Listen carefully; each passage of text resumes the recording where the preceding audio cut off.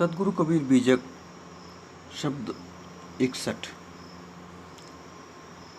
मरी हो रे तन काले करी हो, प्राण छूटे बाहर ले डरी हो। काया बिगुड़चन अन बने भांति, कोई करे कोई गाड़े माटी। हिंदू ले जारे त्रुक ले गाड़े, यही विधि अंत दूनों घर आड़े। कर्म फांस यम जाल पसारा, जस धीमर मछरी गही मारा। राम बिना नर होई है कैसा, बाट बांझ गोबरेरा जैसा। कहीं कबीर पाछे पछताए हो, या घर से जब हुआ घर जय हो। सदगुरु कबीर इस शब्द में मानव के जीवन के अंत के बारे में बताना चाह रहे हैं। इस तरीके से पिछली वार्ता में हमने जो देखा, सदगुरु कबीर का पिछला शब्द 60 में जो मोह माया का जो हमने फंद देखा कि मोह माया ने किस तरीके से, मोह माया में ये जीव फंसा हुआ है, उस तरीके से इस शब्द में सदगुरु मानव मात्र को चेताते हैं कि ये तन जो तुम्हें मिला है, अति उत्तम मानव देह मिली है, ये एक दिन नष्ट हो जाएगी। प्राण छूट जाएंगे तो इस तन को तुम्हारे को बाहर लेकर डाल देंगे। तुम क्या करोगे इसको लेकर? इसलिए जब तक कि तुम्हारा तन है, तब तक इस तन से अच्छे कर्म कर लो। उनकी सदगुरु कबीर की एक साखी विश्व प्रसिद्ध है। कबीरा जब हम पैदा हुए, जगत हंसा हम रोए, ऐसी करनी कर चलो, हम हंसे जग रोए। तो ये करनी के लिए कहा है साहिब ने, सदगुरु की मानव तन में तुम आए हो, इसमें तुम अच्छा अच्छा कर्म कर सकते हो, परंतु तुम कर्म नहीं करके मोह माया के जाल में फंसकर अपने आप को भुला रहे हो। और एक दिन ये तन तुम्हारा चला जाएगा, जो तुम इस संसार में धन जोड़ने का, धन को इकट्ठा करने का, सुंदर स्त्रियां भोगने का, विभिन्न प्रकार के वैभव भोगने का जो कार्य कर रहे हो, ये यहाँ का यहीं धरा रह जाएगा। एक दिन आयु पूर्ण हो जाने पर तुम लोग भी निश्चय ही मरोगे, ये देह तुम्हारी खत्म होगी। इससे पहले भी ऐसा संसार में होता आया है, ये कोई नई बात नहीं है। संसार में मानव देह प्राप्त होती है, समाप्त होती है।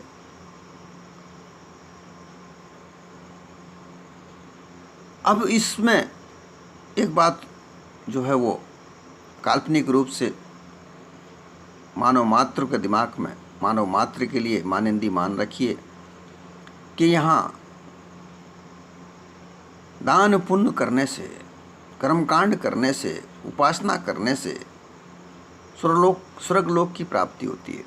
और जो दान पुण्य नहीं करते, कर्मकांड नहीं करते, उपासना नहीं करते, भक्ति नहीं करते, उनको नरक प्राप्ति होती है, मरने के बाद प्राप्त होती है। ऐसा मिथ्या ब्रह्म कल्पना गुरु प्रपंचियों ने जो डाल रखा है, उसमें उलझ कर लोग पाप कर्म तो करते ही हैं, साथ में उसमें से थोड़ा सा धन निकाल कर वो तीर्थ में स्नान करते हैं, पांडे लोगों को दान पुण्य करते हैं, मंदिरों में चढ़ावा चढ़ाते हैं, अच्छे काम, भूखों को खाना, असहायों की सहायता करना, ये कार्य नहीं करके और केवल पंडों को चढ़ावा, मंदिरों में जा जाकर, तीर्थों में जा जाकर, ये कर्म नहीं है। कर्म तो है भूखों को खाना खिलाना, असहाय की सहायता करना, ये कर्म कहलाता है।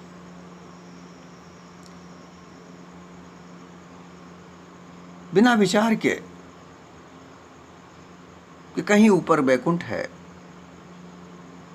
कहीं ऊपर शिवलोक है, साकेत लोक है, तुम शिव की उपासना करोगे शिवलोक प्राप्त होगा, राम की उपासना करोगे साकेत लोक प्राप्त होगा, कृष्ण की उपासना करोगे गोलोक प्राप्त होगा, विष्णु की उपासना से तुम्हें वैकुंठ प्राप्त होगा।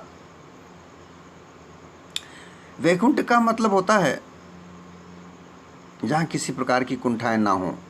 कुंठा अर्थात मन में उमड़ते हुए विचार, कष्ट, मानसिक वेदनाएं। ये मानसिक वेदनाएं न हो, ऐसी स्थिति शरीर इस पृथ्वी पर ही नरदेह में रहकर भी प्राप्त की जा सकती है, और वो स्थिति है संतुष्ट होना, संतोष प्राप्त करना। ये सबसे बड़ा धन है। इस संतोष धन को प्राप्त किए बगैर संतुष्ट नहीं हो सकता, और जब संतुष्ट हो जाता है तो किसी और की प्राप्ति करने की इच्छा नहीं रह जाती।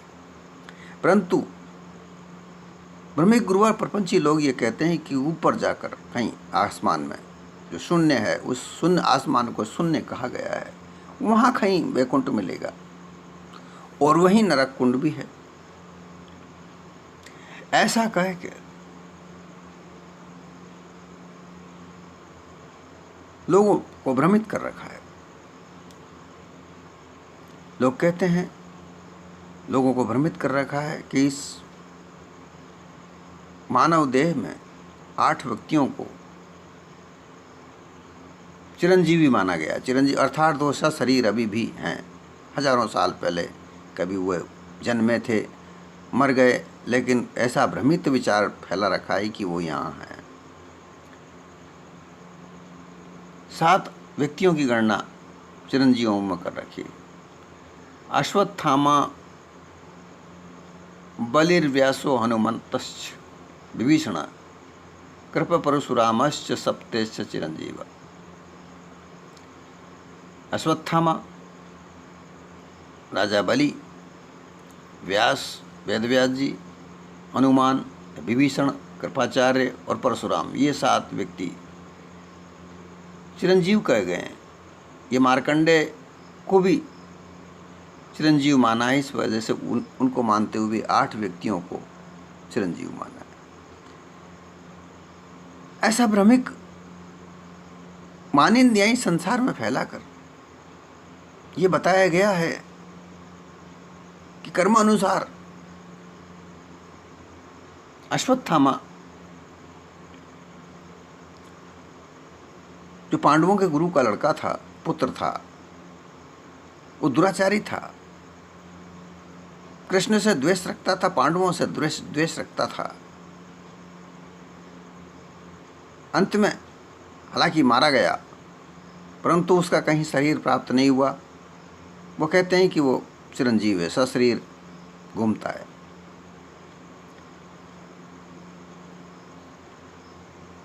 बलि राजा बलि को विष्णु ने 52 रूप धारण करके ठगा था, उसको पाताल का राज दिया था। कहते हैं कि वो भी जीवित है। व्यास, वेद व्यास जी, कृष्ण देवपायन जी, कहते हैं कि वो भी चिरंजीव हैं। और हनुमान, जिन्होंने राम की सेवा की, महाबलशाली, वह भी इस संसार में हैं, दिखाई नहीं देते।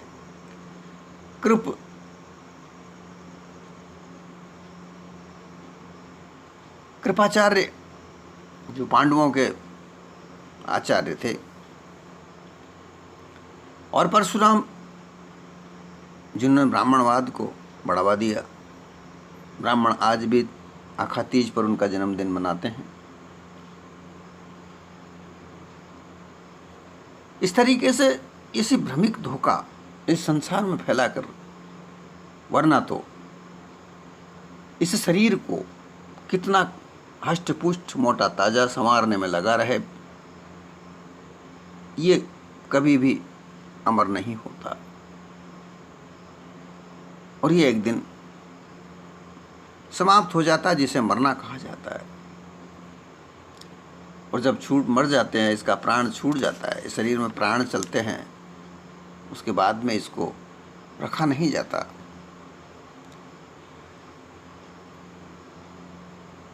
इसका विघटन करना होता है।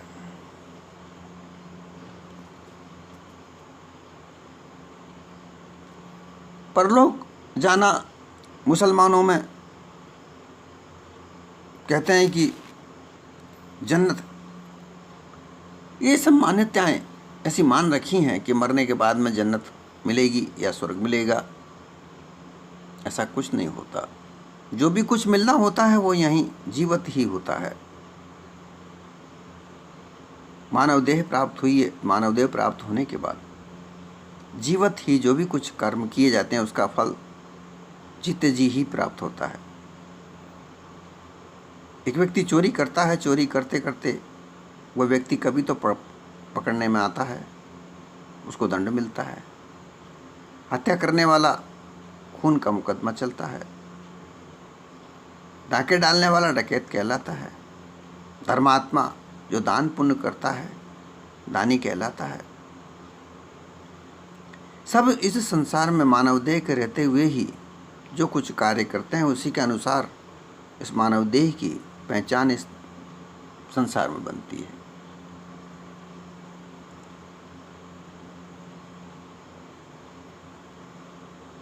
परंतु अध्यासवश मानव के मन में विभिन्न प्रकार की आशाएं, लालसाएं, कामनाएं, इच्छाएं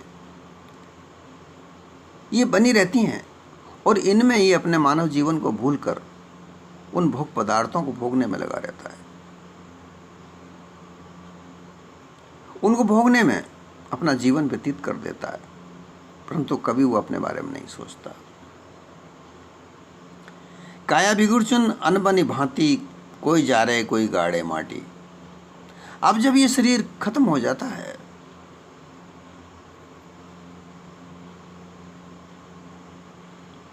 काया बिगुड़चुन, ये स्थूल शरीर कैसा है कि बिगुड़चुन जो धोखे में असमंजस में कठिनाई में पड़ा हुआ है, ये एक क्षण भंगुर है, अंत में विनाश की ओर है। जैसे खेतों में एक बिगुचा पक्षियों को आदि डराने के लिए एक खेत में कपड़े का पुतला बनाकर रखा जाता है। रात उसको सफ़ेद कपड़ा पहनाकर मानव आकृति बनाकर कपड़े की और उसको खेत में गाड़ देते हैं। उसको देखकर पक्षी डरते हैं, उसको बिजूगा बोलते हैं।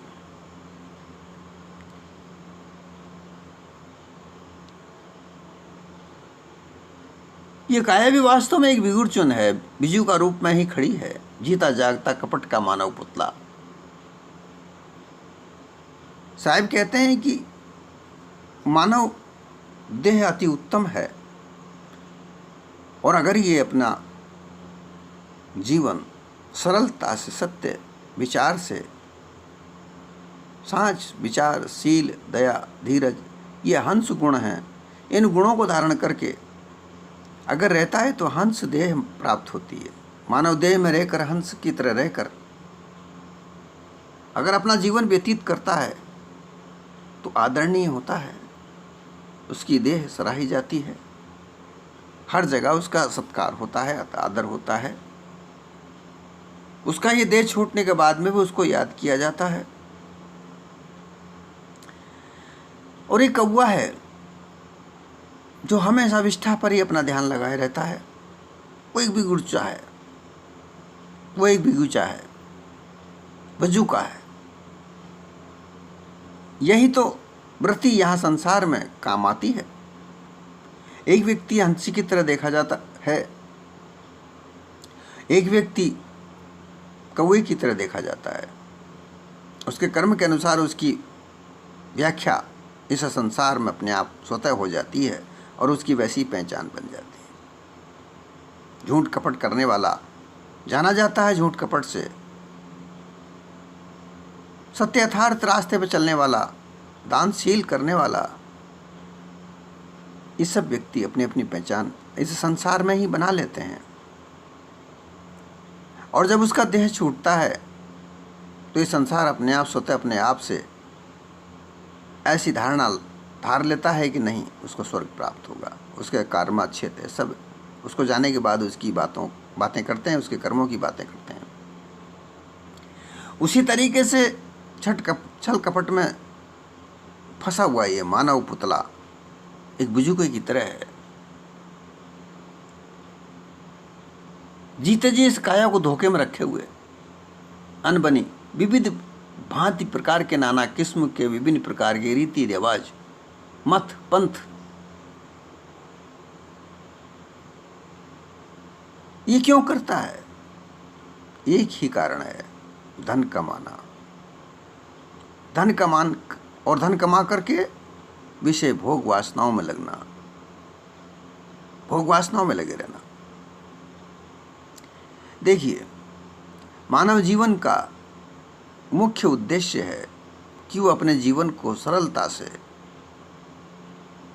सहानुभूति से, संवेदनाओं से, सत्य रास्ते पर चलकर, व्यवहारिक रूप से रहकर समाज में अच्छा स्थान प्राप्त करके अपना जीवन निर्वाह करे। इसके लिए आवश्यक है धन, क्योंकि धन से रोटी कपड़ा मिलता है, उसका मकान बनता है, ये आवश्यक है। लेकिन इसके लिए ये भी आवश्यक नहीं है कि धन कमाने के लिए छल कपट पाखंड रचना की जाए, धोखा दिया जाए, मारकाट मचाई जाए, अपने आप को सर्वोच्च घोषित किया जाए, सारा धन मेरा ही हो जाए, ऐसा सोचा जाए। ऐसे सोचने वाले केवल विजू का ही नजर आते हैं। अताताई होकर इस मानव जीवन में जीने वाले लोग दूर से ही देखकर उनसे भयभीत हो जाते हैं। आभूषण अलंकार व महंगे कपड़े पहनकर कोई आता है तो ओहो, सेठ आ रहे हैं, बहुत बड़े लोग आ रहे हैं,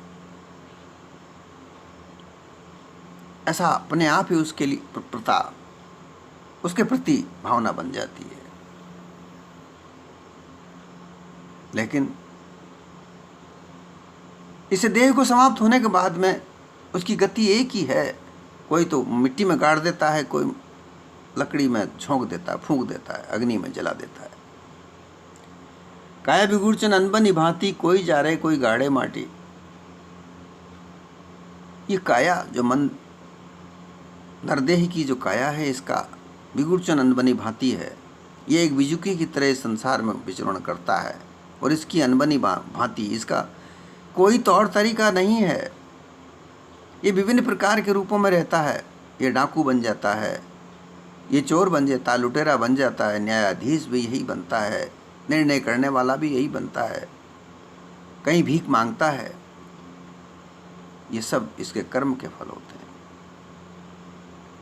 और फिर जब अंत होता है तो इन सबका अंत एक जैसा ही होता है।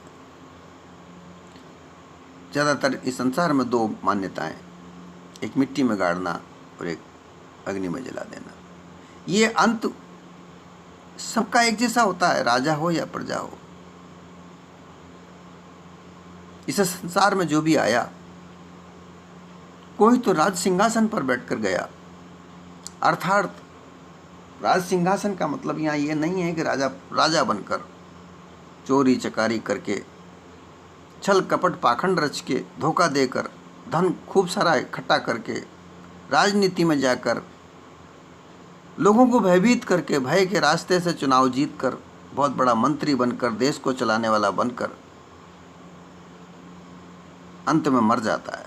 ऐसा नहीं, सबके दिलों में राज करने वाला, प्रेम के साथ इस संसार में साधारण जीवन जीकर, भाईचारे का प्रचार करके, भाईचारे के साथ जीकर जो गया, वो सभी के हृदय में एक राजा के समान होता है। सभी उसे देश छोड़ने के उपरांत स्मरण करते हैं। कोई तो ऐसे जाता है और कोई भयभीत जाता है, भयभीत करके जाता है। सब उसको धिक्कार देते हैं कि अच्छा हुआ, कम से कम एक अताताई तो खत्म हुआ। ये इसकी अंत की कार है। परंतु लोग नहीं मानते। व्रत का मोह व्यर्थ में ही उलझ कर, धन को कमाने में छल कपट पाखंड को रचकर, मानव को मानव से बीच में लड़ाकर अपना लाभ प्राप्त करने हेतु कुछ भी कर सकते हैं। कभी सत्संग में नहीं लगते। सत्संग का मतलब है सत्य यथार्थ रास्ते पर चलना।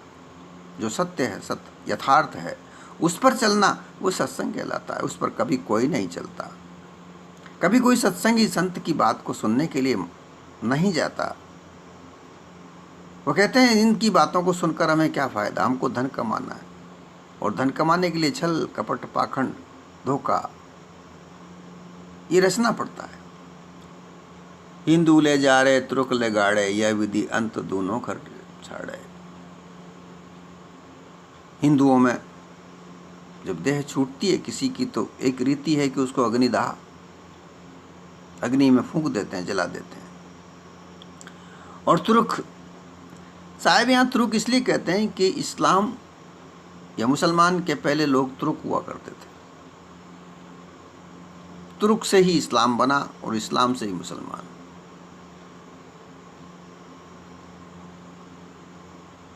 इसलिए साहिब तुर्क ज़्यादा कहते हैं।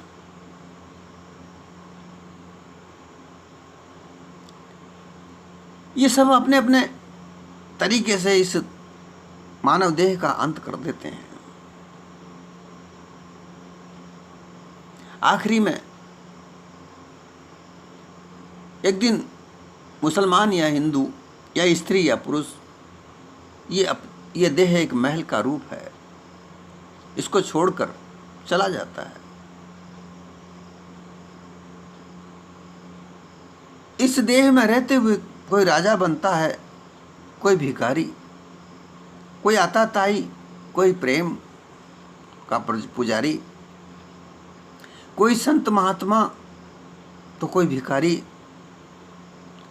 विभिन्न प्रकार की इस संसार में इस नरदेह के आवरण देखे जाते हैं। लेकिन जब वो देह छोड़ते हैं, उनकी सबकी गति एक ही प्रकार की होती है। कोई अपने धन को कोई कहीं नहीं ले जाता है, ना अपने पद को ले जाता है, ना अपने मान सम्मान को ले जाता है। जाता है खाली हाथ जाता है, खाली हाथ आता है, खाली हाथ जाता है।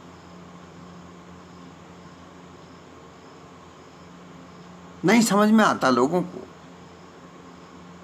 महापुरुष कितने उपदेश देते हैं, किसी को समझ में नहीं आता। वो जीवन पर्यंत छल कपट धोखा देकर के लोगों से धन ऐंठ कर कमाना चाहते हैं। एक दूसरे का हक छीन कर वो अपने आप को सर्वस्व बनाना चाहते हैं।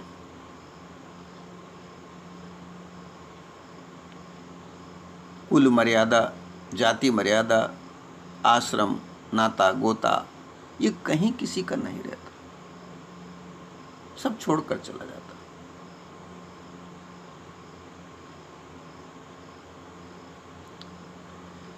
कर्म फांस यम जाल पसारा, जस धीमर मछली गई मारा। धीमर केवट, जो मछली पकड़ने वाला मल्लाह कहार,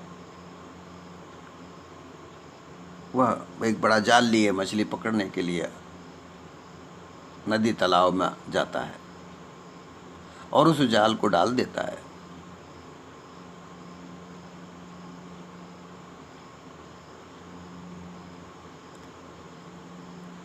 और उस जाल को जब डाला जाता है तो वहाँ समुद्र में, तालाब में, नदी में जो मछलियाँ घूमती रहती हैं, वो समझता है कोई खाने का चारा हमारे लिए आया है, और वो उधर दौड़ती हैं और उस जाल में फंस जाती हैं।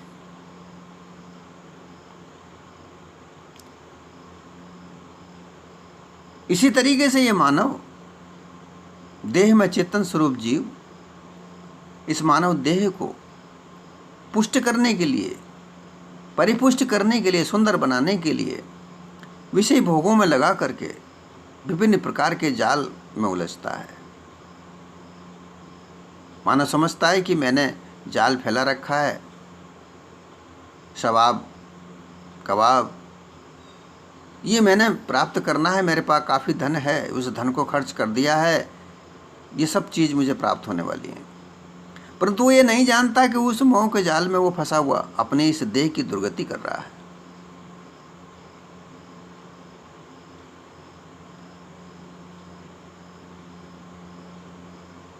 क्योंकि ये काल, जिसे यम कहा जाता है, यम का मतलब है ये काल, काल अर्थात ये समय उसके अंत की ओर जा रहा है, ये उसे पता नहीं।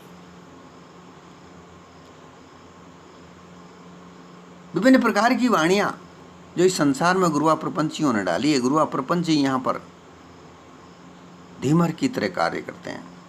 वे विभिन्न प्रकार की वाणियों की रचना करते हैं, धन कमाने के,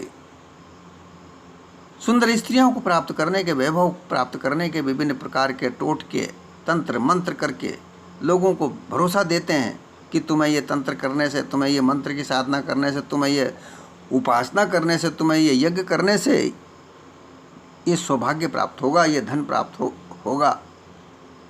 ऐसा जाल में उनको उलझाते हैं, परंतु उनको कुछ प्राप्त होता नहीं और वो उसी चाह में इस संसार में इस शरीर को छोड़कर चले जाते हैं।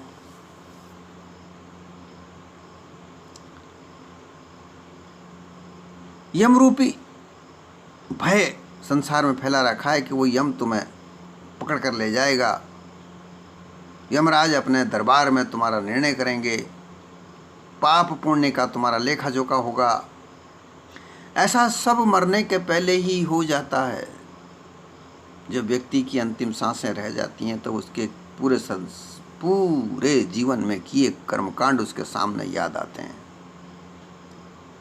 वो उनको मरने के पहले ही देखता है और भ्रमिक गुरुआ प्रपंची कहते हैं कि वो मरने के बाद में उसको प्राप्त होता है। राम बिना नर होई हो कैसा, बाट बांझ गुबरेरा जैसा। राम, यहाँ राम को जानने के लिए कहा है कि राम कौन है।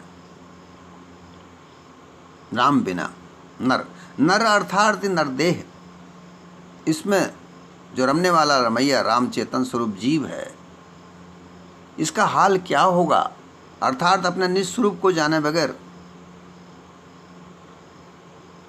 नर इस देह की क्या दशा होगी, ये किसी को कोई पता नहीं है। मरने के बाद में इसका दाह संस्कार ठीक से होगा या नहीं होगा, इसको माटी में गाड़ा जाएगा तो भली भांति गाड़ा जाएगा या नहीं गाड़ा जाएगा, इसका चेतन स्वरूप जीव को यहाँ इस रमैया राम को निकलने के बाद कोई पता नहीं।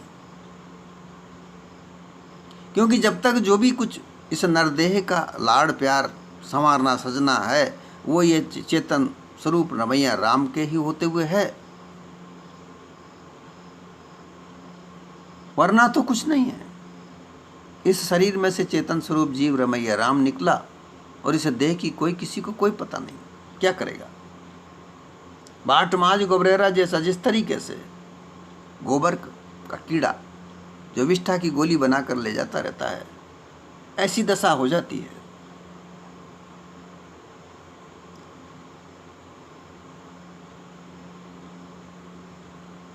ये धोखे में पड़कर इस मानव देह की दुर्गति करता है।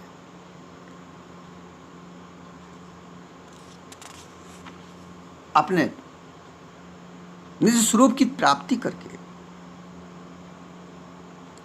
जिस तरीके से पूरा जीवन वो कोबरेरा विष्ठाओं की गोलियां बना बना के अपने परिवार के लिए ले जाते ही अपना जीवन व्यतीत कर देता है, उसी तरीके से मानव केवल धन कमाने के लिए, अपने पालन पोषण के स्तर को ऊंचे से ऊंचा बनाने के लिए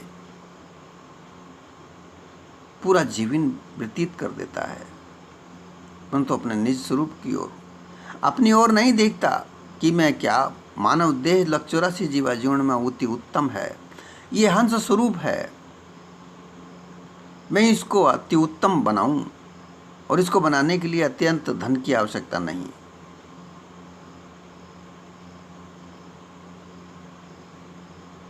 कहीं कबीर पाछे पछते हो, या घर से जब वागरजे हो।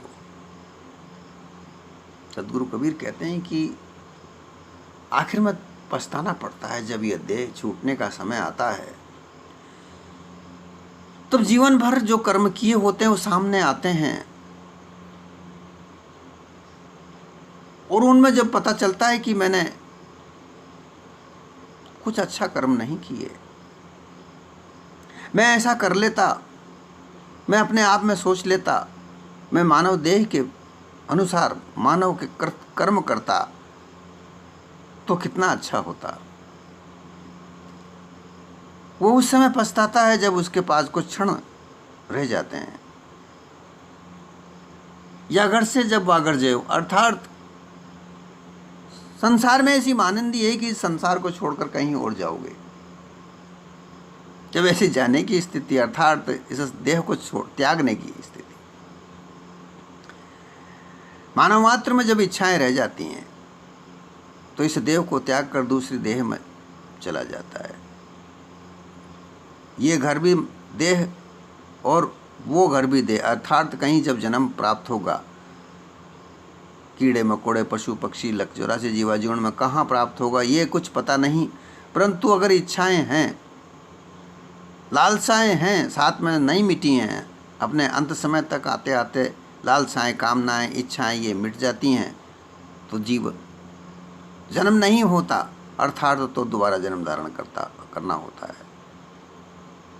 अपने आप को जानकर निराश हो जाना ही परम गति है। जब निराश हो जाते, किसी प्रकार की कोई प्राप्ति की इच्छा नहीं रह जाती, जन्म मरण नहीं होता। वरना तो ये घर छोड़ के दूसरा घर, अर्थात जन्म मरण के बाद जन्म दोबारा होता है। दुख से व्याकुल देहांत के समय, जब अंतिम समय आता है तो उन दुखों से व्याकुल होता है कि मैं इस देह को छोड़कर पता नहीं कहाँ जाऊंगा, क्योंकि मान्यताएं ऐसा भय फैला रखा है कि लक 84 जीवा जीवन में जीव जाता है। उसका भय उसको सताता है।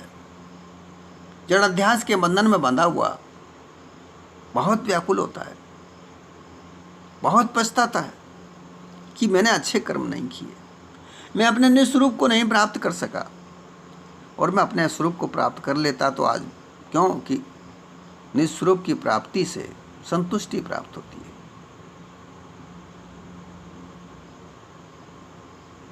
इस शरीर को त्यागते समय किसी प्रकार का कोई भय या दुख व्याप्त नहीं होता है, परंतु ये मानव धन वैभव के चक्कर में, स्त्री भोग के चक्कर में अपने आप को भूलकर अध्यास बंधन में बंधा हुआ अंत समय में पछताता है कि अब मेरा क्या होगा, अब मेरी क्या गति होगी। अनेक प्रकार के कष्ट उसे उस समय, उन कष्टों का भास उसको प्राप्त होता है। वो अंत समय तक उसी भास में, उस अध्यास में बंधा हुआ अपने प्राण त्यागता है। सतगुरु कबीर कहते हैं, अपने निस्वरूप में स्थित हो जाओ। अपने निस्वरूप की प्राप्ति के बाद किसी अन्य की प्राप्ति की कोई आवश्यकता नहीं रह जाती, और इसके लिए तुम्हें सत्संग करने की आवश्यकता है। पार की विवेकी संत के साथ सत्संग करो, मोह माया का त्याग करो, मोह माया त्याग कर अपने मानव जीवन के कर्तव्य का पालन करो, और ये पालन करते हुए अपने जीवन को निर्वाह करो। अंत में जब यह देह तुम्हारी छूटेगी, तुम्हें किसी प्रकार का भय संताप नहीं होगा। तुम इस जग से हंसते हंसते जाओगे, जैसा कि सतगुरु कबीर ने कहा है। इस जगह हम आए थे तो रोए थे, और जाते वक्त मुस्कुराते हुए जाओ। ऐसा करने के लिए तुम अपने निस्वरूप की प्राप्ति करनी होगी।